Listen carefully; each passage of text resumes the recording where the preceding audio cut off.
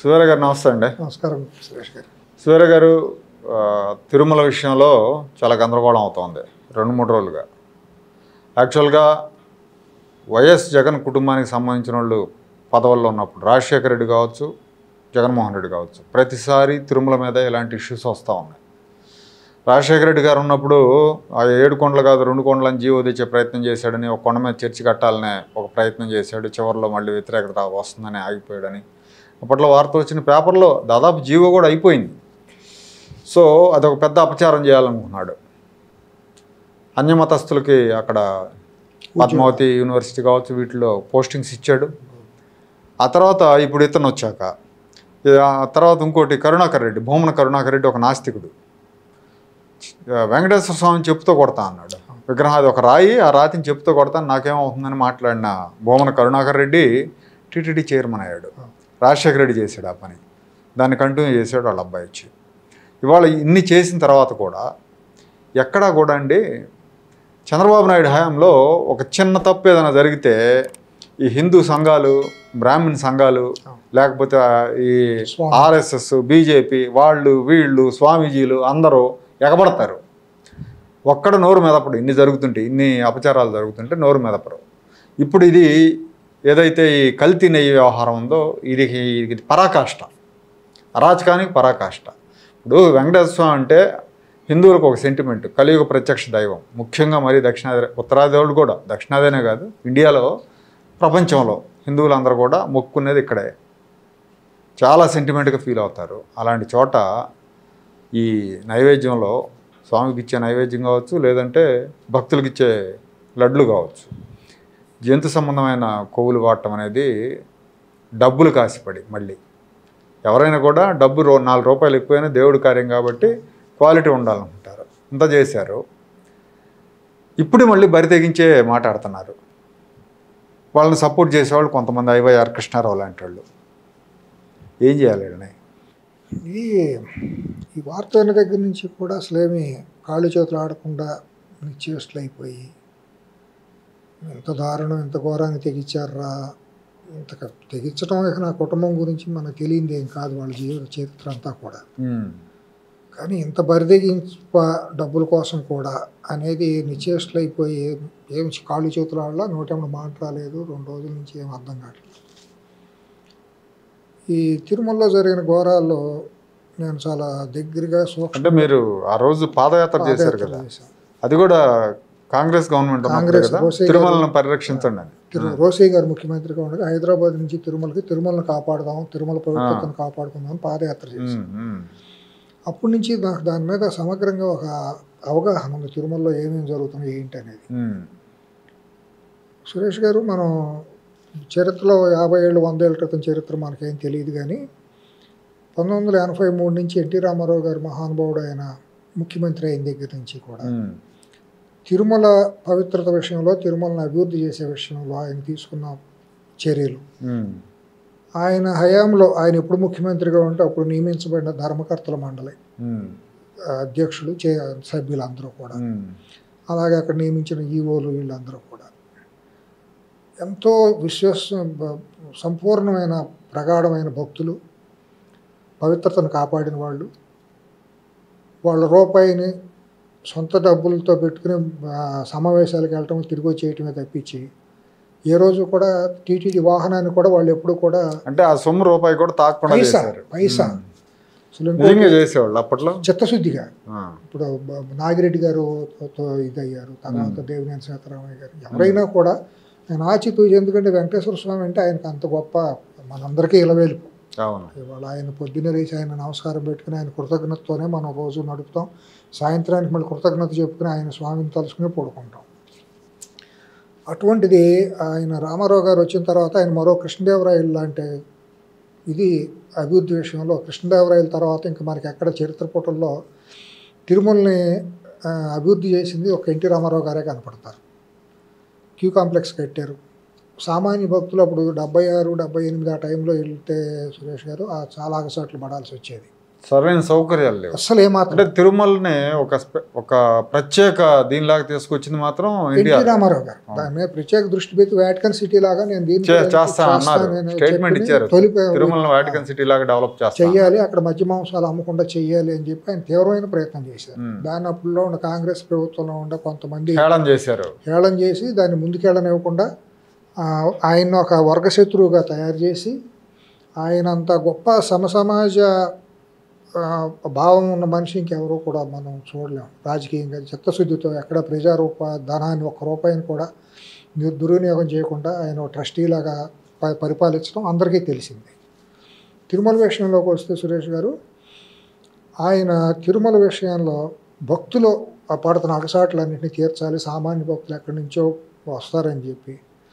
ఎందుకంటే ఆయనకు కూడా తెలుసు తమిళనాడు నుంచి మనకంటే కూడానండి వాళ్ళకి కూడా తమిళనాడు నుంచి కాళ్ళకు చెప్పులు లేకుండా 100,000 కిలోమీటర్లు కర్ణాటక నుంచి శ్రీశైలం మల్లన్న దగ్గరికి వస్తారు, నడుచుకుంటూ వస్తారు. తమిళనాడు నుంచి ఎక్కువ మంది అటు నడుచుకుంటా తిరుత్తణి మీదుగా వచ్చి మనం ఆ రోడ్డు చూస్తే కాళ్ళు అట్ట పగిలిపోయి నెత్తురు ఓడుతూ ఉంటుంది. ఆడ మగ అందరూ కూడా గోవిందా గోవిందా అనుకుంటా ఎంతో ఆర్తితో భక్తితో వెళ్తూ ఉంటారు. మన దగ్గర కూడా అట్టాగే వెళ్ళేవారు పూర్వం రోజుల్లో. జోగి అడుక్కుని 7 ఊళ్ళు 3 ఊళ్ళు అని ఊళ్ళల్లో అడుక్కుని కాళ్ళకి చెప్పులు లేకుండా పెంచుకొని ఒక పూట తిని ఒక పూట తినకుండా వెళ్ళొచ్చేవాళ్ళు. అంత భక్తి శ్రద్ధలు ఆయన రామారావు గారు చిన్నప్పటి నుంచి ఆయన చూశారు. ఆ భక్తి అంటే తెలుసు కాబట్టి పేదవాళ్ళు పైకి వెళ్తే ఇబ్బందులు పడుతున్నారని చెప్పి క్యూ కాంప్లెక్స్ పెట్టారు, కాటేజీలు అన్నీ కూడా అభివృద్ధి చేశారు. తర్వాత అన్నదానం మొదలుపెట్టింది ఆయనే. ఆయన అనుకోకుండా అదృష్టం కొద్దీ నేను ఆ రోజు అక్కడే ఉన్నా. తొలి అన్నదానం జరిగిన తొలి 100 మందిలో నేను కూడా ఆ రోజు రామారావు గారు ప్రారంభం తర్వాత చేసిన అన్నదానంలో ఇది నేను కూడా చేసినాను. ప్రతి సంవత్సరం నేను తిరుమలకి వెళ్ళి కాలినడకన అక్కడ బస్ స్టాండ్ రైల్వే స్టేషన్ దిగి కాలినడకన పైకి వెళ్ళటం రావటం, అక్కడ అన్నదానంలో తినటం రావటం అనేది నాకు నిచ్చికూరొచ్చి. అది అసలు అన్నం ఏంటంటే మహాప్రసాదం లాగా ఫీల్ అయ్యేవాళ్ళు. అంత అది అన్నదానంలో అక్కడ తరిగొండ వెంగమాంబ అన్నసత్రం అని ఉంది కదా, అక్కడికి తినాలి అనేది ఒక సెంటిమెంట్ లాగా. అసలు ఎంత ఇదండి, అమృతం లాగా ఉండేది. కంది పచ్చడి, సాంబారు, ఇంకో కూర వేసి చాలా అసలు అమృతం. అంత మించి ఇంకేం కావాలనిపించేది. అవన్నీ నేను అనుభవించినాను అనుభూతులు. ఆ పవిత్రత, స్వామివారి పవిత్రత ఏంటి, స్వామివారి దగ్గర ఔన్నత్యం ఏంటి అనేది నేను వ్యక్తిగతంగా కుటుంబ పరంగా నేను అన్నీ చూసిన వాడిని. తప్పులు అంటే తర్వాత వచ్చిన రాజకీయ పునరావాస కేంద్రంగా అయిపోయింది అది తిరుమల అనేది. అది ప్రధానంగా ఎమ్మటికమాట రామారావు గారు తర్వాత చంద్రబాబు నాయుడు గారు కూడా వీలైనంత వరకు అపవిత్రంగానే చూశారు, కానీ పూర్తిగా పవిత్రత అని నేను చెప్పను. కానీ ఆయనకు నేను సర్టిఫికేట్ ఇవ్వడం కాదు, కానీ ఆయన రాజకీయంగా చేశారు. కానీ 96-2004 వరకు కూడా వీలైనంత వరకు సభ్యులుగా వీలైనంత వరకు తక్కువ ఆరోపణ లేని వాళ్ళని వేసేవారు. ఇక 2004 తర్వాత విశృంఖలత్వం పెరిగిపోయింది సురేష్ గారు. అది దౌర్భాగ్యం ఏంటంటే మన తెలుగు సమాజం ఎవరినైతే దొంగనాలో అటువంటి దొంగను మహానేతగా కీర్తించి ఊరు వాడ విగ్రహాలు పెట్టేసేసి హైదరాబాద్ ఉన్న కిరాయి మీడియా కూడా దానికి ఓతం ఇచ్చింది. అమ్ముడుపోయిన కిరాయి మీడియా, ఒక వార్తా వ్యభిచార మీడియా ఒక దొంగని, ఒక హంతకుడిని, ఒక సంఘ విద్రోహిని మహానేతగా చేసేసి ఆ వ్యక్తి లేకపోతే కాంగ్రెస్ పార్టీ లేదు, తెలుగు జాతి లేదు అన్నంత దుర్మార్గమైన స్థితికి తెలుగు జాతి ఔన్నత్యాన్ని కించిపరిచేసారు. 2004-2009 మధ్యలో జరిగిన అరాచకాలు తిరుమలలో అన్నీ కాదండి. ఈ కుటుంబానికి వైఎస్ కుటుంబం అనే కుటుంబం ఒక అసాంఘికమైన కుటుంబం అనేది తెలుగు జాతి మొత్తానికి తెలుసు. వాళ్ళు అధికారం కోసం, డబ్బు కోసం ఎంతకైనా తెగిస్తారు అనేది మనకు నిరూపించబడినటువంటి నగ్న సత్యాలు చాలా కళ్ళ ముందు కనపడతాయి. రాజారెడ్డి తన బతుకు తనకు ఆశ్రయం ఇచ్చి తనకు అన్నం పెట్టిన సుబ్బయ్యని, వెంకట సుబ్బయ్యని హతమార్చి చేసి ఆ మైన్స్ని లాక్కున్న చరిత్ర నుంచి మీరు చూసుకుంటే, రాజశేఖర రెడ్డి ముఖ్యమంత్రి పదవి కోసం ఆ రోజు చెన్నారెడ్డి గారిని పదవీచ్యుతుని చేయడానికి ఓల్డ్ సిటీలో మత కలహాలు సృష్టించి 400 మంది ప్రాణాలు కోల్పోవటానికి కారకుడయ్యాడు అనేది అందరూ అనుకుంటున్నటువంటి మాట. అటువంటి వంశ చరిత్ర, వాళ్ళకు ఒక దేవుడు, హిందూ దేవుళ్ళు అంటే నమ్మకాలు ఏమీ లేదు, డబ్బు ముఖ్యం ఆ కుటుంబానికి. అటువంటి వ్యక్తి దురదృష్టవశాత్తు ముఖ్యమంత్రి అయ్యాడు 2004లో. అయినప్పటి నుంచి కూడా అక్కడ తిరుమలలో అప్రతిహతంగా వాళ్ళకి ఏమిటంటే వైఎస్ కుటుంబానికి తిరుమల అనేది ఒక వ్యాపార డబ్బులు రాబడికి డబ్బుల్ని దోసుకునే కేంద్రం తప్పించి అక్కడ దేవుడు ఉన్నాడు, ఓ భక్తి అనేది వాళ్ళకి ఏమాత్రం లేదు ఆ కుటుంబానికి. పూర్తిగా దాన్ని ఒక మనీ సైఫనింగ్ సెంటర్గానే ఆ రోజు నుంచి వాళ్ళ కుటుంబం దాన్ని మార్చేసుకున్నారు. ఆ సమయంలో టి సుబ్బరామరెడ్డి అనే అతను కూడా అప్పుడే అప్పుడేడంగా టీటీడీ బోర్డు చైర్మన్ అవడం జరిగింది. ఈ భూమన కరుణాకర్ రెడ్డి ఇటువంటి వాళ్ళందరూ కూడా అక్కడ అవుతా వచ్చారు. ఈ సుబ్బరామరెడ్డి చేసిన ఘోరాలు సామాన్యమైనవి కాదు. అక్కడ దాన్ని ఒక వ్యాపారంగా మార్చేసి ఉత్తరాది తీసుకురావడం, దర్శనాలు ఇప్పించడం, ఈ స్వరూపానంద అనేవాడిని ఒక పీఠాధిపతిగా తయారు చేసి అక్కడ మహాద్వార ప్రవేశం వైజాగ్లో చేసి తిరుమలలో మహాద్వార ప్రవేశం ఇప్పించి అర్హత లేదు, అతను క్వాలిఫికేషన్ అర్హత లేదు. అతను ఒక పిక్ పాకెటరు, అతను సామాన్య బతుకు తెరువు, ఒక మోసగాడు. అటువంటి వాడిని తీసుకెళ్ళి ఒక పీఠాధిపతిగా మహాద్వార ప్రవేశం, పూర్ణకుంభ స్వాగతం, అక్కడ ఆశ్రమం స్థలాలు ఇవ్వటం, శ్రీశైలం ఇవ్వటం, పెంచి పోషించింది సుబ్బరామరెడ్డి అనే దుర్మార్గుడు చేసిన ఘోరాలు ఇన్నేని కాదు. అతను మనం చర్చించకుండా ఉండకూడదు, ఖచ్చితంగా మాట్లాడాల్సిందే. మీరు అన్నట్టు నేను పాదయాత్ర చేసినప్పుడు గోపాలరెడ్డి గారు అని అక్కడ మిత్రుడు, వీళ్ళందరూ మన ఇప్పుడు బీజేపీలో ఉన్న భానుప్రకాష్ రెడ్డి గారు, సునీల్ రెడ్డి గారు అని వీళ్ళందరూ అక్కడ తిరుమల పరిరక్షణ కోసం పరితపిస్తూ ఉంటారండి. అందరూ కూడా చాలా అట్లా మన కమలానంద భారతి గారు, ఆయన ఇవాళ తెలుగు రాష్ట్రాల్లో నిస్వార్థంగా నిజాయితీగా పనిచేస్తున్న పీఠాధిపతి కానీ సన్యాసి కానీ మీరు ఏమన్నానంటే ఆయన ఒక్కళ్ళే. ప్రతి వాళ్ళందరికీ హిడెన్ ఎజెండాలు, స్వార్థాలు ఉన్నాయి. కానీ ఆయన సనాతన ధర్మం, హిందూ మతం, దేవుడి మీద, వెంకటేశ్వర స్వామి మీద కానీ ఇంకెక్కడ హిందూ దేవాలయాల మీద ఏది జరిగినా కూడా స్పందించే తొలి వ్యక్తి ఆయన ఒక్కళ్ళే. ఇవి అటువంటి వాళ్ళని పక్కన పెట్టేసేసి ఈ చిన్నజీరు ఒక బ్లాక్మెయిల్. చంద్రబాబు నాయుడు గారు ముఖ్యమంత్రి అయిన తర్వాత వెయ్యికాళ్ళ మండపాన్ని ఆగమశాస్త్ర పండితులని అడిగే ప్రజల సౌలభ్యం, భక్తుల సౌలభ్యం ఇరుగ్గా ఉంటాయని కొట్టేశారు. పెద్ద మోసగాడు. అది కొట్టేసినందుకు ఈయన నేను అసలు తిరుపతిలో కాలు పెట్టనని ఏమే చాలా ఎక్కువ, ఈయన ఎక్కువ, అవాకులు చవాకులు మాట్లాడాడు ఈ దుర్మార్గుడు. చిన్నజీరికి ఏమి ఆధ్యాత్మికత ఏమీ లేదు. పొలోమని మూఢజనం వెళ్ళి పడుతున్నారు కానీ అతను చర్చికి నిలవలేడు. ఏ ఆధ్యాత్మికత తెచ్చుకోదు, అభిజాత్యం ఉంది. అతను ఆధ్యాత్మిక చర్చికి నిలబడలేడు. వీళ్ళు ఎవరు కూడా నిలబడలేరు. వీళ్ళకి ఇళ్లలో కానీ వీళ్ళ భక్తుల్లో కానీ ఏదన్నా ధైర్యం ఉంటే నాతో చర్చికి రమ్మన్నాడు, ఆధ్యాత్మిక చర్చికి. భారతీయ ఆధ్యాత్మికత అంటే ఏంటి, సనాతన ధర్మం అంటే ఏంటి, వేదాలు ఏం చెప్పినాయి, ఉపనిషత్తులు ఏం చెప్పినాయి, భగవద్గీతలో ఏం చెప్పాడు గీతాచార్యుడు, వీళ్ళు చేస్తున్నది ఏంటి అనేది రమ్మనండి. ఆగమశాస్త్రం పేరుతో వీళ్ళు చేసిన ఆగమాగం ఇంత అంత కాదు. అక్కడ వెయ్యికాళ్ళ మండపం అనేది ఎవరో రాజులు, కృష్ణదేవరాయలు ఇటువంటి రాజులు కట్టారు. భక్తులు వచ్చి అక్కడ ఉండటం కోసం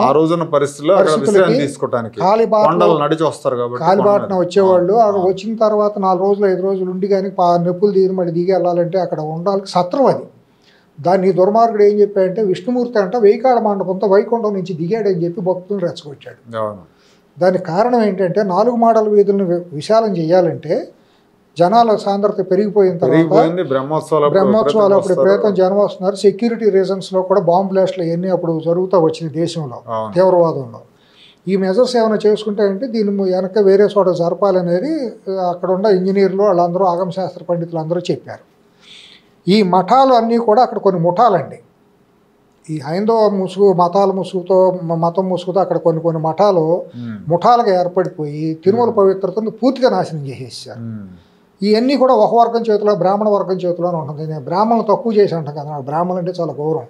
ఎందుకంటే వాళ్ళు విజ్ఞానవంతులు, వాళ్ళు ధర్మాన్ని, శాస్త్రాలని ఎప్పటి నుంచో వాళ్ళు ముందుకు కొనసాగించుకుంటూ వస్తున్నారు. వాళ్ళు పూట ఉండి గడవక నిబద్ధతగా ఉన్నవాళ్ళు చాలామంది మహనీయులు. నిత్యం అగ్నిహోత్రం చేసి ఆ ధర్మాన్ని మన హిందూ ధర్మాన్ని వాళ్ళు కొనసాగిస్తున్నారు. వాళ్ళని పక్కన పెట్టేసి మోసగాళ్ళు తయారయ్యారు ఆ పేరుతో. ఈ వర్గం ముసుగేసుకుని, ఈ పీఠాధిపతులు ముసుగేసుకుని మోసగాళ్ళు, పనికిమాలిన వాళ్ళు అందరూ కూడా చేసి ధర్మానికి గ్లాని చేస్తున్నారు. ఇతనికి ఏమైందంటే తిరుమల గుడికి ప్రధాన దేవాలయానికి పశ్చిమ వైపున వీళ్ళది ఒక ఆశ్రమం ఉంది, జియర్కి షెల్టర్. 4 మాడల వీధులు అన్నీ కొట్టేస్తే అది కూడా కొట్టేస్తారు. కాబట్టి అది కొట్టేయకుండా ఉండాలంటే ముందుగా వెయ్యికాళ్ళ మండపాన్ని ముడి పెట్టాలి. అది దేవుడు పైనుంచి దింపాడని చెప్పి ఒక అసత్యాన్ని, ఇష్టానుసారంగా అజ్ఞానాన్ని ఒలకబోసి పెద్ద రాద్ధాంతం చేసేసి బ్లాక్మెయిల్ చేయడం మొదలెట్టాడు, శాపనార్థాలు పెట్టేసేసి.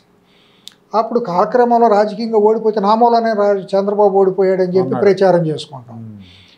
అప్పుడు టీవీ ఛానళ్ళు అప్పుడే మనుగడలోకి వస్తున్న క్రమంలో కొన్ని టీవీ ఛానళ్ళ ద్వారా భక్తుల్ని పిచ్చి భక్తుల్ని పెంచి పోషించుకుని అదొక ఆంధ్రప్రదేశ్లో అదొక పెద్ద మాఫియా లీడర్ లాగా తయారైపోయాడు ఆధ్యాత్మిక ముసుగులో. రెండో వాడు ఈ స్వరూపానంద, మూడో వాడు పరిపూర్ణానందని. ఇటు వీళ్ళందరూ కూడా మతాన్ని అడ్డం పెట్టుకుని మతం అనే బండి కింద కుక్కల్లాగా నడుస్తా మొత్తాన్ని సమాజాన్ని. ఇప్పుడు పీఠాధిపతులు అంటే నాకు చాలా గౌరవం. ఇప్పుడు కంచి శృంగేరి పీఠాధిపతులు ఉన్నారు, మహనీయులు. పబ్లిక్ లోకి రారు అసలు ఏ రోజు వీళ్ళు ఎప్పుడు చూసినా పబ్లిక్ లైఫ్ వీళ్ళు బతకలేరు.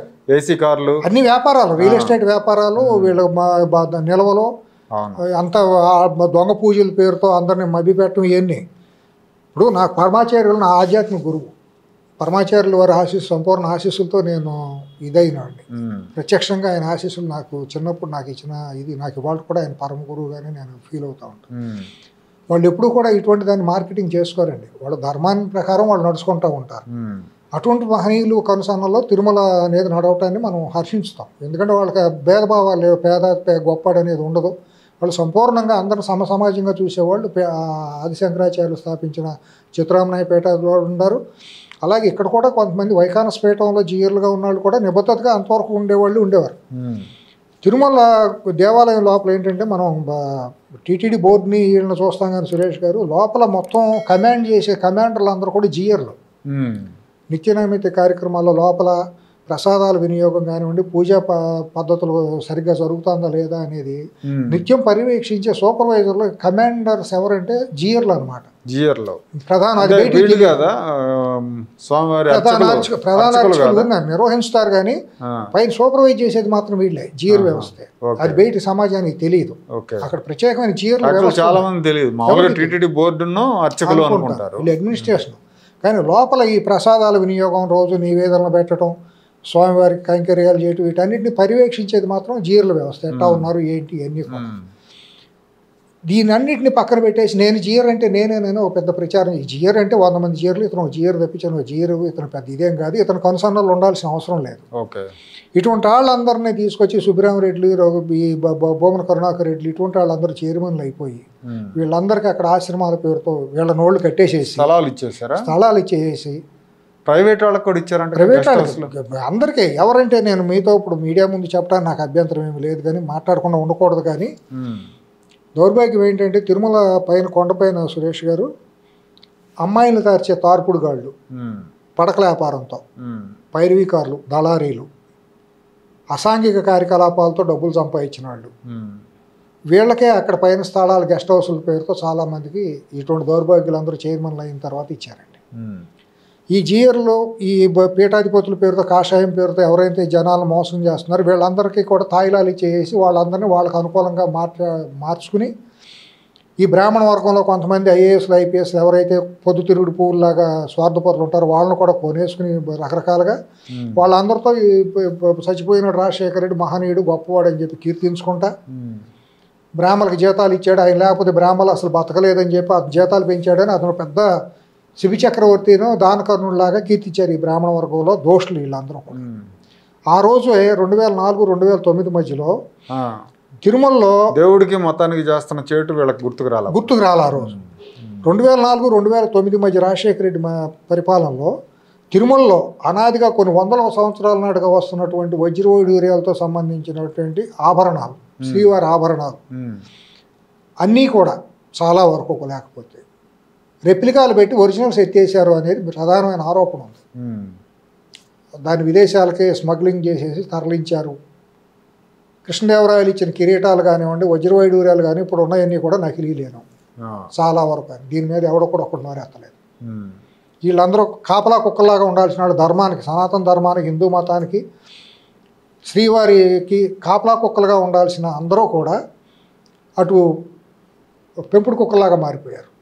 ఎవరైతే ఈ పీఠాధిపతులుగా పేరు వాళ్ళు చలామణి అవుతున్నాడో, ఇవాళ ఎవరైతే రమణ దీక్షితులు అనేవాడు వాళ్ళ నోరెచ్చి సన్నాయి నొక్కులు మాట్లాడుతున్నాడు, ఇవాళ దొంగ మాటలని జీవోత్సవంలాగా మాట్లాడుతున్నాడు. అసలు పింక్ డైమండ్ అనే ఆరోపణ చేసింది అతను, లేని దీన్ని సృష్టించింది విజయసాయి రెడ్డి అనేవాడితో చేరి. దాని ఫలితం వీళ్ళు అనుభవిస్తున్నారు. ఇప్పుడు తర్వాత రాజశేఖర రెడ్డికి ప్రైవేట్ గా హోమాలు చేసింది అతను దౌర్భాగ్యుడు. కొండపైన సుదర్శన హోమాలు ఇంట్లో చేసింది. చేస్తే తప్పేంటని మాట్లాడి నిస్సిగ్గుగా మాట్లాడిన దౌర్భాగ్యుడు. అందరికీ చేశాడు. అందరికీ చేశాడు. సో ఇతనికి దేవుడి కంటే కార్పొరేట్లు రాజకీయ నాయకులు వాళ్ళందరూ ముఖ్యులు, ఎవరు వచ్చినా సరే వాళ్ళ ముందుకు వెళ్ళిపోవటం, వాళ్ళ కాకా పట్టడం, అవును, దాన్ని ఒక వ్యాపార కేంద్రంగా మార్చేశారు ఈ బ్యాచ్ అంతా కూడా. ఆ డాలర్ శేషాద్రి అనేవాడు పోయాడు, వీళ్ళందరూ చేసిందంతా కూడా అరాచకం అంత కాదండి. శిలాపాపం తలాపిడు మనం అందరినీ మాట్లాడుకు తీరాల్సింది దీంట్లో. ఎందుకంటే విస్తృతమైన సబ్జెక్ట్ కాబట్టి, వాళ్ళు వచ్చింది కాబట్టి మాట్లాడాలి కాబట్టి, ప్రజలకు వెళ్ళాలి కాబట్టి. అటువంటిది తన పదవి కోసం రిటైర్ అయిపోతే చట్ట ప్రకారం తీసేస్తే ఆ పదవి కోసం సిలువ ఉండ ఇంటికి తలంచుకుని దేహి అని వెళ్ళాడు. ఇటువంటి వాళ్ళందరూ చేరి అక్కడ అపవిత్ర కార్యక్రమాలు చేశారు తిరుమలలో. 5 ఏళ్ల పాటు జరిగిన ఘోరాలు ఇన్ని కాదు, అక్కడ ప్రధానంగా బీజం పడింది. తర్వాత వచ్చిన రోసయ్య గారు కానీ కిరణ్ కుమార్ రెడ్డి గారు కానీ వీలైనంత వరకు వాళ్ళకున్న శాయశక్తులు, పాపం రోసయ్య గారు బలహీనుడు, కానీ రాజకీయంగా కూడా ఏమి చేయలేక ఆయన టైంలోనే ఈ సుబ్రహ్మరెడ్డి వీళ్ళందరూ చేయటం.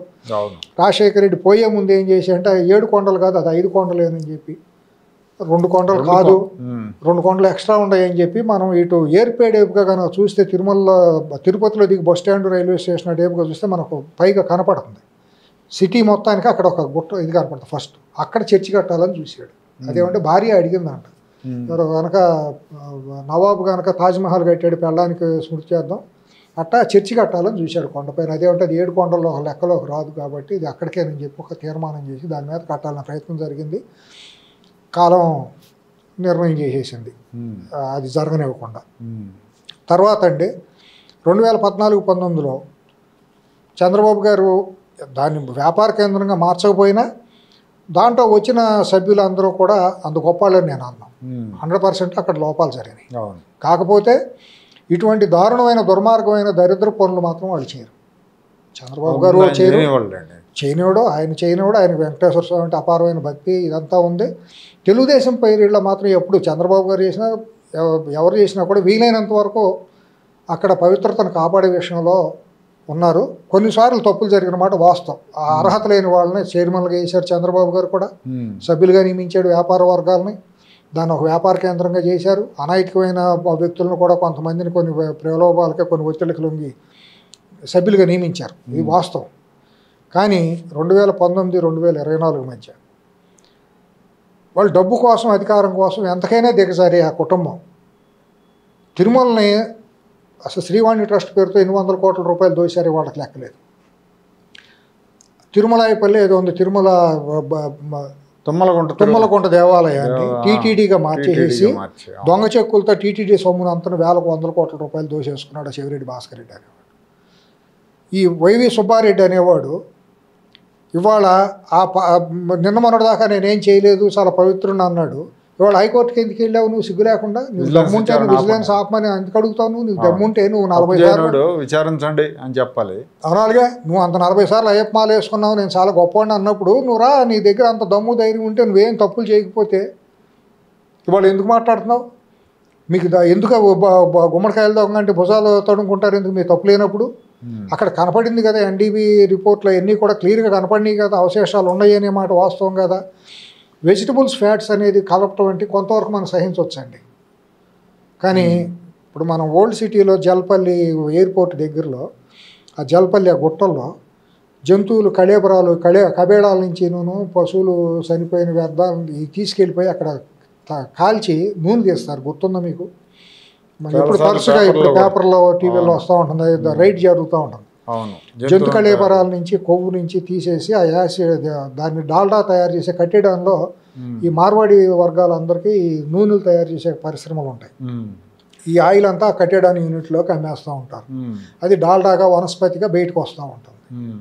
అది ఎప్పుడు మనకు తెలియదు. అందుకనే వాళ్ళు హైదరాబాద్లో బిర్యానీలును రోడ్డు మీద ఫుడ్ తినాలంటే మనం భయపడేది, ఎందుకంటే ఆ కల్తీ నూనెలు డాల్డాలు ఇవన్నీ వస్తున్నాయి కాబట్టి వాటిని మన లివర్లు చెడిపోవటం, క్యాన్సర్ రావటం ఇవన్నీ జరుగుతున్నాయి అనేది మనం అందరం అనుకుంటాం. ప్రధానంగా వెంకటేశ్వర స్వామిని మనం అంతా పవిత్రంగా చూసుకుంటాం.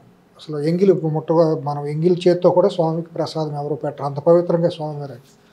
అటువంటిది ఆ స్వామికి పెట్టిన ప్రసాదంలో పుష్కళేబరాల నుంచి తీసింది, చేపల నుంచి తీసిన నూనెతో చేసిన ఇది బయట ఉందంటే అసలు పరిస్థితి ఎట్టా ఏంటో అర్థం కానట్టుందండి. ఎంతకంటే తెగించడానికి వేరే ఏమీ లేదు. అధమస్తాయి అన్నమాట. డబ్బు కోసం ఎంతకైనా తెగించారు. 400 మందిని ఓల్డ్ సిటీలో చంపారు, వెంకట సుబ్బయ్యని చంపారు, రాజకీయం కోసం సొంత బాబాయిని కూడా చంపాడు, వివేకానంద రెడ్డిని కూడా చంపి రాజకీయానికి వాడుకున్న దుర్మార్గుడు. వెంకటేశ్వర స్వామి విషయంలో పశువుల కళేబరాల నుంచి తీసిన నూనె కూడా ప్రసాదాలకు వాడిన దౌర్భాగ్యులు వీళ్ళు, నికృష్టులు. జరగదని ఎందుకు అనుకుంటాం? రిపోర్టులతో పనే ఉంది అసలు? రిపోర్ట్లు ఏమన్నా చెప్పడం, వీళ్ళు చేశారనేది ప్రజలు నమ్ముతున్నారు. వీడు ఇంత చేయడానికి తెగించడానికి కారణం ఢిల్లీలో ఉన్న కేంద్ర ప్రభుత్వంలో ఉన్న బీజేపీ ఆర్ఎస్ఎస్లే. ఆ మద్దతుతోనే ఎందుకు బరి తెగించాడు వాళ్ళు. మరి మేము హిందుత్వానికి ప్రతీకలు అని అంటారు, హిందూ మత పరిరక్షలు అని చెప్పి. 3 రోజుల నుంచి మీరు ఎక్కడ పడుకున్నారు? నోరు ఎందుకు పెగలలేదు మీకు? వీళ్ళు కూడా తిన్నారు లడ్డూలు తిన్నారు, నరేంద్ర మోడీ అమిత్ షాలు తిన్నారు. ఇవాళ మీరు నోళ్ళు ఎత్తారు కదా, మీకు ధర్మాన్ని కాపాడేవాళ్ళు, సనాతన ధర్మాన్ని, హిందూ మతాన్ని పరిరక్షించే వాళ్ళు అయితే మీరు ఎక్కడ నోళ్ళు పెగలట్లేదే? ఆసేతు హిమాచల్ పర్యంతం సామాన్య భక్తులు వచ్చి రోధిస్తున్నారు మౌనంగా ఇళ్లలో. ఇదేంటి ఎంత అపచారం ఏంటని 2 రోజుల నుంచి తిండి నీరు లేని వాళ్ళు కొన్ని లక్షల మంది ఉన్నారు కదా ఇవాళ. ఎంత పాపం జరిగిందని బ్రాహ్మణ వర్గాలు కూడా చాలామంది వాళ్ళ తమిళనాడు అందరూ కూడా నిర్గాంతపోయి ఏం మాట్లాడలేదు, నిశ్చేష్లు అయిపోయే పరిస్థితిలో ఉన్నారు కదా. ఇంత జరుగుతా అంటే బీజేపీకి ఆర్ఎస్ఎస్కి తెలియదా? బాధ్యత లేదా? అక్కడ బాగయ్య అని ఉన్నాడు, ఆర్ఎస్ఎస్ని రిప్రజెంట్ చేసేవాడు. అతను కదా స్వరూపానంతో చేరి డ్రామా జరిపి మతం మార్చామని చెప్పి గంగానదికి తీసుకెళ్లి దొంగనాటన డ్రామా నడిపిందంత వాళ్ళు కదా. బాగా జగన్మోహన్ రెడ్డి వెల్విషర్ కదా. మరి ఆ జీవీఎల్ నరసింహారావు అనేవాడు ఏమయ్యాడు, ఒక స్వామి వీర్రాజు అనేవాడు ఏమయ్యాడు, వీళ్ళందరూ ఏమయ్యారు? ఎందుకు మాట్లాడరు? వీళ్ళందరూ బాధ్యత లేదు, రోడ్డు ఎక్కొద్దా? ఇలాంటి పొరపాటు చంద్రబాబు నాయుడు గారి హయాంలో జరుగుంటే పంప కొల్లేరైపోయి భూకంపాలు వచ్చాయి. ఇదేంటి అసలు? ఆ రోజు పుష్కరాలకి విజయవాడ కనకదుర్గమ్మ గుడి కింద కొన్ని చిన్న గుళ్ళను తొలగిస్తే హైందవ మతం మీద దాడిని వీళ్ళందరూ చేసిన యాగి ఎంత అంతా కాదు. పింక్ డైమండ్ అనే దాన్ని సృష్టించిందంటే వీళ్ళు కూడా ఉన్నారు. ఈ రమణ దీక్షితులు అనేవాడు, ఈ ఐవీఆర్ కృష్ణారావు అనేవాడు, వీళ్ళందరూ ఉన్నారు. ఇప్పుడు లేని పింక్ డైమండ్ సృష్టించారా? చంద్రబాబు తీసుకెళ్లాడని ప్రచారం చేశారు. కనకదుర్గమ్మ గుడి మీద టీటీడీ వాళ్ళు కేసు వేశారు. అవును, ఈ గవర్నమెంట్ వచ్చాక కేసు విత్డ్రా చేసుకుంది కదా. కనకదుర్గమ్మ గుడిలో లోకేష్ మంత్రి పదవి కోసం బల్లు ఇచ్చాడు అని చెప్పి ప్రచారం చేసి అపహాస్యం చేసేసి దొన్నేందంటే దోణ కట్టాను ఇష్టాన్ని చేశారు. అప్పుడు ఈ ఆర్ఎస్ఎస్ బీజేపీ లేవా దాంట్లో? ఆ భాగస్వామ్యం కదా. వెండి సింహాన్ని కొట్టేశాడు కదా, వెల్లంపల్లి శ్రీనివాస్ కొట్టేశాడని ఆరోపణలు వచ్చినాయి. దాని మీద ఏమైంది? ఇప్పుడు అదే వెల్లంపల్లి శ్రీనివాస్ బీజేపీలో చేరతాడు. మన రామతీర్థంలో రాములు వారి విగ్రహాన్ని తల నరికేశారు, ఒక్కడ నోరెత్తల. అంతర్వేది రథం తగలబెడితే ఒక్కడ నోరెత్తల. ఈ బీజేపీకి సంబంధించిన నాయకులు అనేవాడు, వీడు సోము వీర్రాజు అనేవాడు, జీవీఎల్ నరసింహారావు అనేవాడు, విష్ణువర్ధన్ రెడ్డి ఎవడో కూడా నోరెత్తి మాట్లాడాల. ఈ కమలానంద భారత స్వామి లాంటి వాళ్ళే, ఇంకొక శ్రీనివాస తీర్థ ఆయన, వీళ్ళిద్దరే ఇటువంటి వాళ్ళే చేశారు తప్పించి. గుంటూరులో దేవాలయాలు ధ్వంసం చేశారు, పిఠాపురంలో దేవాలయాలు ధ్వంసం చేశారు, రాయలసీమలో చాలా దేవాలయాలు ధ్వంసం చేశారు, ఆస్తులు ఆక్రమించేసారు. ఈ నోళ్ళు ఎందుకు పెగలలేదు ఆ రోజు? ఇవాళ ఎందుకు పెగలలేదు? ఇవాళ అవశేషాలు వచ్చినాయి అని రిపోర్ట్లు వచ్చినాయి. ఒక ముఖ్యమంత్రి రాజ్యాంగ పదవిలోనూ ఒక ముఖ్యమంత్రి మాట్లాడిన మాట, చంద్రబాబు నాయుడు మాట కాదు అది. చంద్రబాబు నాయుడు తెలుగుదేశం పార్టీ అధ్యక్షుడిగా మాట్లాడవచ్చు, లేకపోతే ఇంకెవరిని మాట్లాడవచ్చు, కానీ ఒక ముఖ్యమంత్రిగా మాట్లాడిన భాష ఇవాళ రిపోర్ట్లు కళ్ళ ముందు కనపడుతున్నాయి. మీరు ఎందుకు మాట్లాడరు? మీరు ఇంకా మీకు మేనమేషాలు ఎందుకు లెక్కిస్తున్నారు? ఈ బ్రాహ్మణ వర్గాలకు చెందిన వాళ్ళు చాలామంది పీఠాధిపతులు, మేమే హిందూ మతానికి మూల పురుషులం, ఆది పురుషులం అని చెప్పుకునే వీళ్ళందరూ వాళ్ళు ఎందుకు నోళ్ళు రోడ్డు మీదకి ఎందుకు రారు? ఎందుకు మాట్లాడరు? సెట్ వేసాడు ముఖ్యమంత్రి అనేవాడు. ఒక సెట్ వేసినప్పుడు ఇంట్లో సెట్ వేసి తప్ప నీడు ఎవడు అక్కడ మాట్లాడాడు, వీడు ఎవడన్నా పీఠాధిపతులు అనేవాడు, వీళ్ళు ఎవరన్నా అక్కడ పూజలు చేయటం ఏంటి? ఇవాళ మేము దేవాలయాలు నిర్మించామని నిస్సిగ్గా మాట్లాడతాడు. వీళ్ళ అమ్మ మొగుడు సొమ్ముతో నిర్మించారా దేవాలయాలు? ఎక్కడ నిర్మించినా టీటీడీ ప్రజల డబ్బులు చేశారు. ఆ దేవాలయాలు వెనక జరిగిన అవినీతి అంతా, ఆ నిర్మాణాల్లో లోపం ఏంటి? ఆ డిజైన్లో నాసిరకం డిజైన్లు. ఇవాళ మీరు జూబ్లీ హిల్స్లో కట్టిన దేవాలయంకి వెళ్ళండి, అక్కడ ఏమన్నా కూడా మీకు అసలు ఒక గొప్పతనం అనేది ఉంటుందా? మాట్లాడమన్నా ఓపెన్గా మాట్లాడుకుందాం. పేరుకు వెంకటేశ్వర స్వామి దేవాలయమే కానీ నిజంగా వేల కోట్ల లక్షల కోట్లు ఉన్న వెంకటేశ్వర స్వామి దేవాలయం తరఫున అక్కడ దేవాలయం కట్టాలి అంటే ఇంకా విగ్రహాన్ని చాలా గొప్పగా నిండు కళలతో ఉండేటట్టు, ఇంకా చాలా మంచి వసతులతో ఇంకా గొప్పగా నిర్మించవచ్చు. కానీ అక్కడ కట్టేసేసి అది ఒక పెద్ద అక్కడ రీజనల్ కమిటీలను పెట్టేసేసి ఆ పేర్లతో డబ్బులు వసూలు చేసి పార్టీ ఫండ్ పేరుతో ఒక్కొక్క మెంబర్గా చేరడానికి 25 లక్షలు వసూలు చేశారు. తిరుమలలో చెన్నైలో రీజనల్ కమిటీ అంటే అక్కడ 25 లక్షలు ఉంటే రీజనల్ కమిటీ మెంబర్లో చాలా మందిని చేశారంట. అట్లా కొన్ని వేల మందిని చేర్చుకున్నారు. 25 లక్షలు 25 లక్షలు చేర్చుకుని రీజనల్ కమిటీలు అనేవి పెట్టి తిరుమల ఢిల్లీలోను ఎక్కడైతే గుడి ఉందో ఆ గుడి పేరుతో బొంబాయిలోను రీజనల్ కమిటీలను పెట్టి వీళ్ళకి మళ్ళీ దర్శనాలు దానికోసమే టికెట్లు. అది ఒక వ్యాపారం. మీకు 25 లక్షలు ఇస్తే మీరు 2 కోట్లు సంపాదించుకోవచ్చు అనే వ్యాపారంతో పూర్తిగా వెంకటేశ్వర స్వామిని తిరుమల పవిత్రతని నడిబజార్లో అమ్మేశారు సురేష్ గారు.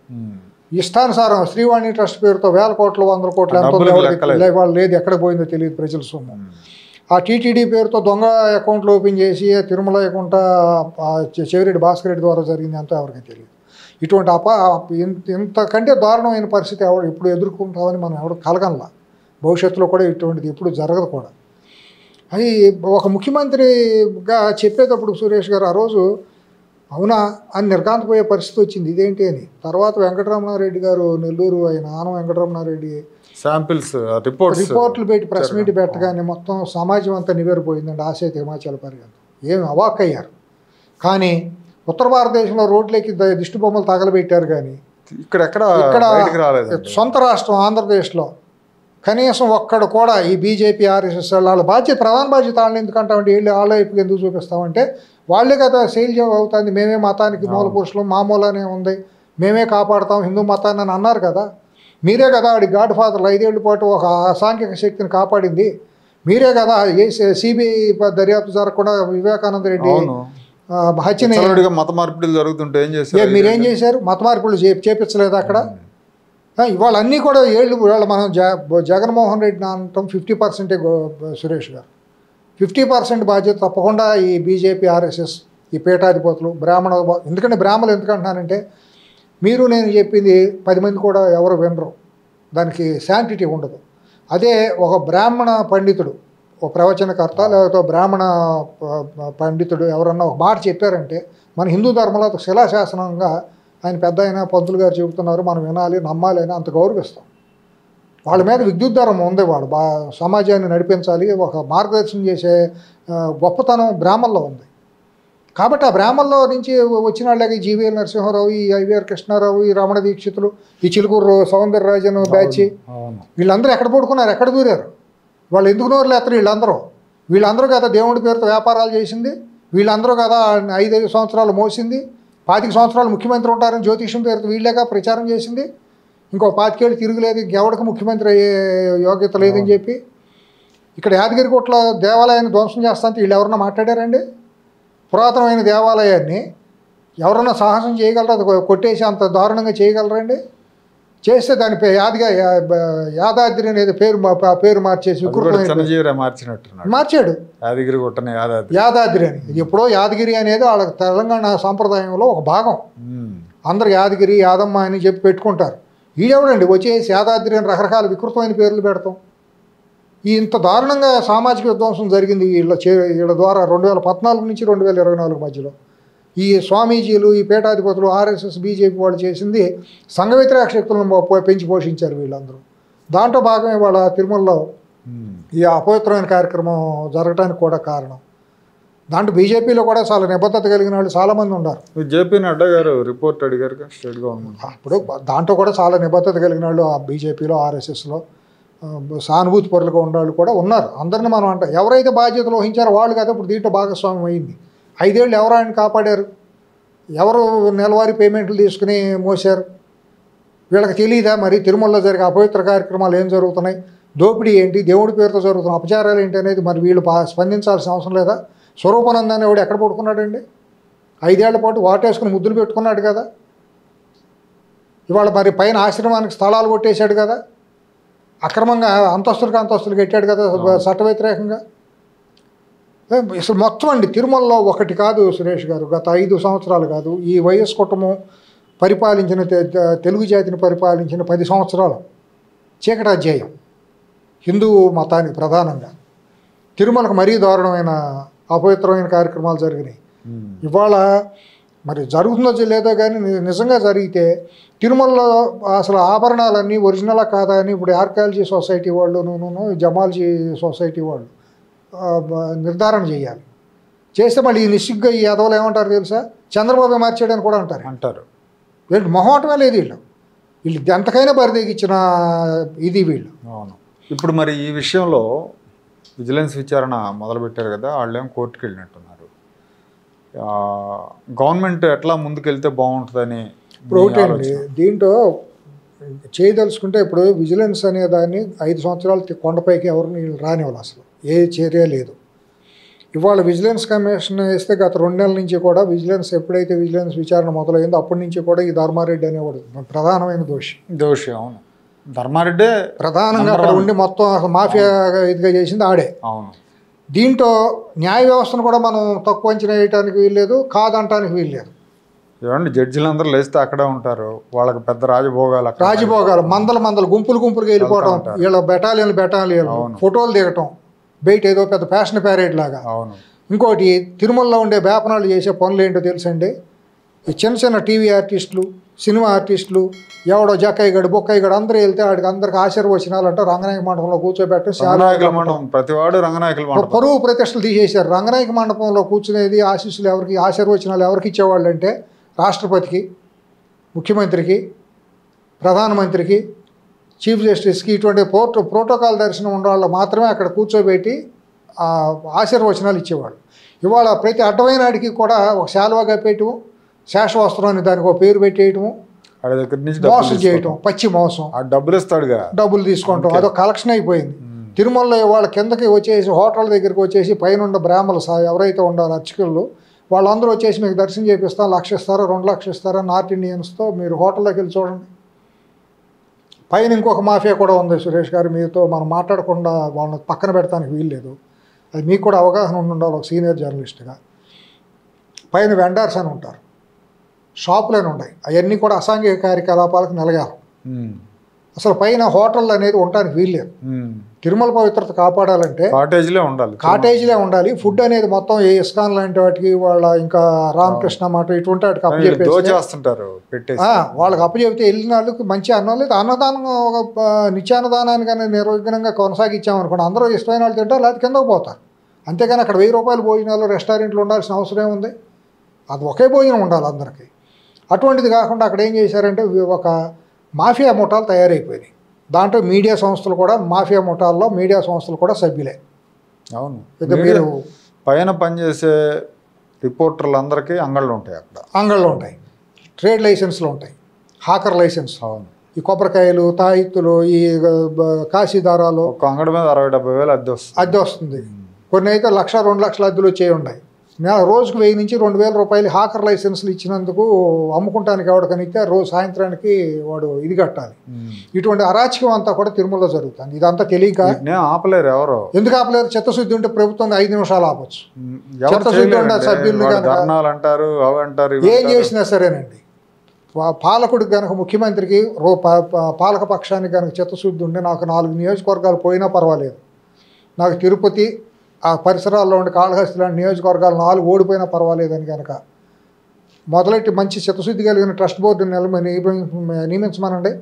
పైనుంచి మొత్తం హాకర్లని మొత్తం చెత్తా చెదారాన్ని మొత్తానికి కింద పెట్టేయాలి. పైన ఎవడు కూడా సిటిజన్ అనేవాడు ఎవడో కూడా పైన నివాసం ఉండడానికి వీల్లేదు. ఓన్లీ తిరుమలలో పనిచేసే డ్యూటీలు చేసే అర్చకులు, పోర్టులో మిరాసీలు ఇటువంటి వాళ్ళు కొన్ని ప్రధానంగా ఉండేవాళ్ళు వాళ్ళు కూడా డ్యూటీ కిందకి వెళ్ళిపోవచ్చు.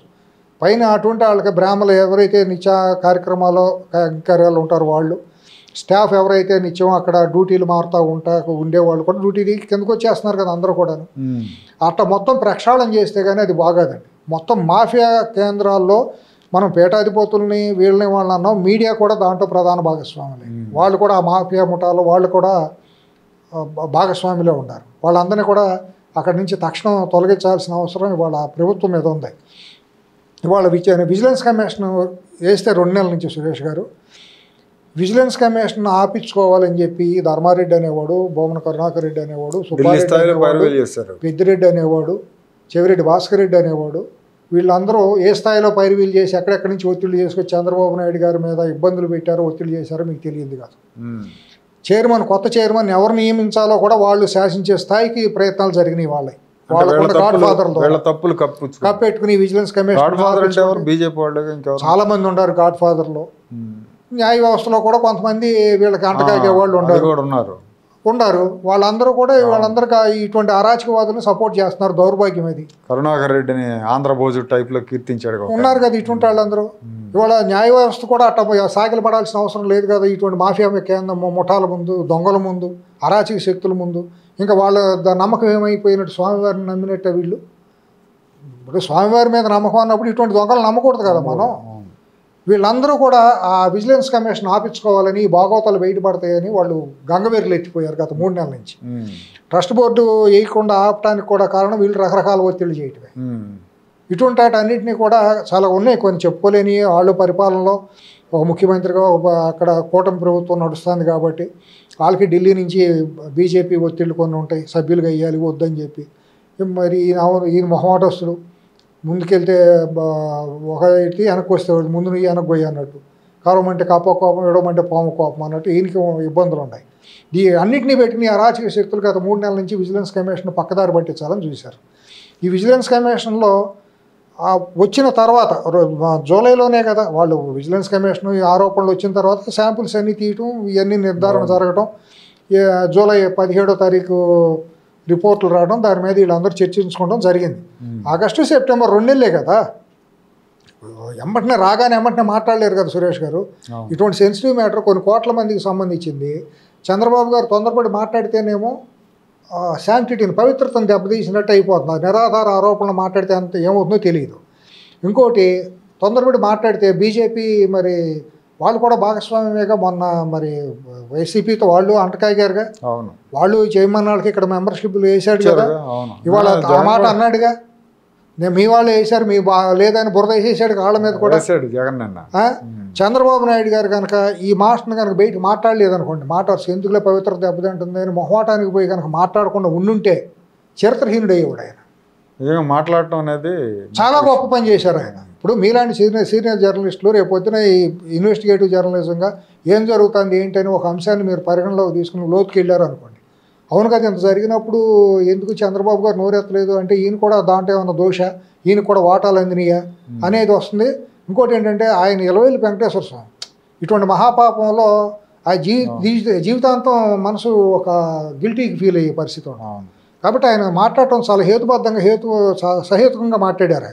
ఆయన నోటేమిటి వచ్చింది కాబట్టి అందరూ కూడా వాళ్ళు ఇంత గొప్పగా చర్చించి ఇంత విశేషమైన స్పందన వచ్చింది. అదే వేరే వాళ్ళు మాట్లాడితే కాదు. ఇంకోటి గత 5 ఏళ్లలో 2019-24 మధ్యలో సురేష్ గారు మీరు నాలాంటి వాళ్ళకి మీలాంటి వాళ్ళకి తెలియదు కదా అక్కడ జరిగిన ఘోరాలు. మనం మాట్లాడితే మనం ఏకాకులు, మనం ఫైట్ చేయలేం. ఒక సొంత ఎంపీకి 1000 కోట్లు ఆస్తుండ ఎంపీనే పడేసి గొడ్డును బాధినట్టు బాధితే దిక్కులేదు. ఒక డాక్టర్ని నడి రోడ్డు మీద చిత్రవదలు చేస్తే దిక్కులేదు. ఒక ముఖ్యమంత్రిని దేశంలో 40 ఏళ్ళ రాజకీయ చరిత్రలో ఒక ముఖ్యమంత్రిని నిరాధారమైన ఆరోపణలతో 2 నెలలు సెంట్రల్ జైల్లో పెడితే దిక్కుమొక్కు లేదు. మనం ఎంత ఆఫ్టర్ ఆల్ ఇటువంటి ఆరోపణ సెన్సిటివ్ మ్యాటర్ని కనుక మనం మాట్లాడి ఉంటే మనం అసలు పోస్ట్ మార్టానికి కూడా బాడీ దొరకకుండా చేసే అంత ప్రబుద్ధులు వీళ్ళందరూ. కాబట్టి ఇది జరుగుతున్న మాట వాస్తవం. ఇన్ని ఆలోచించే ఆయన బయటికి మాట్లాడారు. మాట్లాడిన తర్వాత దీని మీద ఇప్పుడు వాళ్ళ విజిలెన్స్ వస్తా అంటే గంగవీరులు ఎత్తి కోర్టుకు వెళ్లాల్సిన అవసరం వచ్చింది. వీళ్ళకి ఏమి తప్పు చేయనప్పుడు నిజంగా వీళ్ళు వెంకటేశ్వర స్వామి మీద అంత భక్తి ఉండి ప్రమాణాలు చేస్తున్నారు కదా, నిలబడవచ్చు కదా, పరీక్షగా నిలబడవచ్చు కదా. ఇంకొకడు ఆడు ఈడు చెత్త చెదారంగా ఏమంటారు దాంట్లోనంట విజిలెన్స్ కమిషన్లో ముస్లింలు ఉన్నారంట. ఉంటే ఏంటిరే ముస్లిం అంటే ఏంటి? ముస్లిం మనిషి కదా, వాళ్ళు అక్కడికేం పూజ చేయడానికి రాలేదు, భారతీయుడు కదా, విచారణ చేయడానికి వచ్చారు. అంటే ఆధారాలు సేకరిస్తాడు. ఏ మతం అయితే ఉంది, ఎవరా మాట ఉంది, వాడెవడో వైసీపీ వాడు అధికార ప్రతినిధి అంటే ఒక టీవీ ఛానల్లో ముస్లిం ఎట్టా వస్తాడని చెప్పి వాడు మాట్లాడతాడు. అప్రాచ్య వేదవలో అశుద్ధ భక్షకులు వీళ్ళందరూ కూడా నెంబర్ 1 సంఘ విద్రోహులు అండి, రోగ్స్, నెంబర్ 1 రోగ్స్. వాడి వెనకాల ఈ పీఠాధిపతులు ఉండే ఉంటారు. ఎవరైతే ఈ ఐవీఆర్ కృష్ణారావు లాంటి మేధావులు ముసుగులు ఉండేవాళ్ళు ఉన్నారో వీళ్ళు విషపురుగులండి. సమాజానికి హిందూ మతం పేరుతో వీళ్ళు చేస్తున్న విషం ఇంత అంతగా సమాజానికి విధ్వంసం చేస్తున్నారు వీళ్ళు. ఎవరైతే నిబద్ధతగా ఒక పూట తిని పస్తులుండి పాపం బ్రాహ్మలు నిత్యాగ్నిహోత్రం చేసుకుంటా ధర్మాన్ని పరిరక్షిస్తా నిత్యం అవపోసన పడతా శాస్త్రాలని మనం వెళ్ళి ఆశ్రయించితే మనకు మంచి కోరి సమాజ హితం కోసం మంచి పనులు చేస్తున్నారో వాళ్ళందరినీ కూడా వీళ్ళు అపహాస్యం చేస్తున్నారు. వీళ్ళ మూలాన వాళ్ళు కూడా ప్రతిష్ట మసకబారి గౌరవం తగ్గే పరిస్థితి వస్తుంది, నమ్మకం కోల్పోయే పరిస్థితి వస్తుంది. కాబట్టి వీళ్ళందరినీ కూడా ఈ చీడపురుగులందరినీ కూడా మీలాంటి విఘ్నులైన జర్నలిస్టులు సమాజ హితంలో ఆ చీడపురుగులు ఏరియటం కూడా ప్రధాన భాగస్వామ్యంగా తీసుకోవాలి సురేష్ గారు.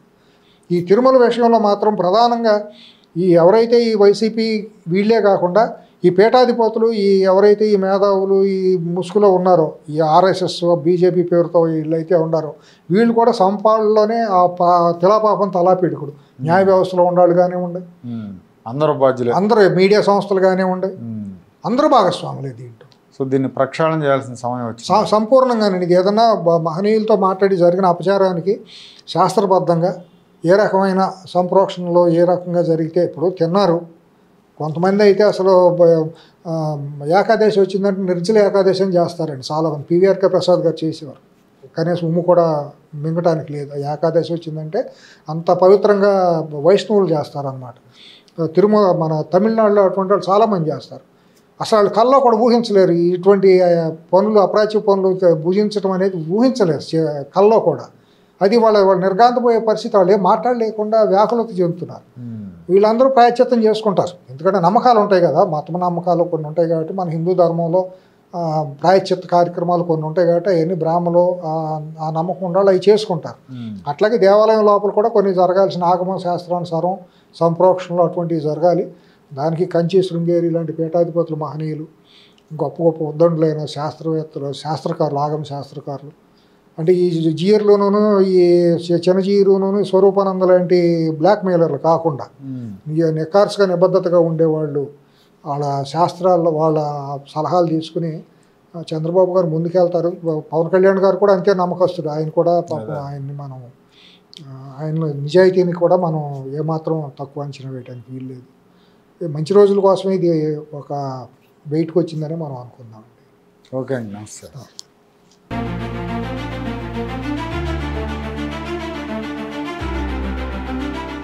Like, share and subscribe to Rajaniti channel.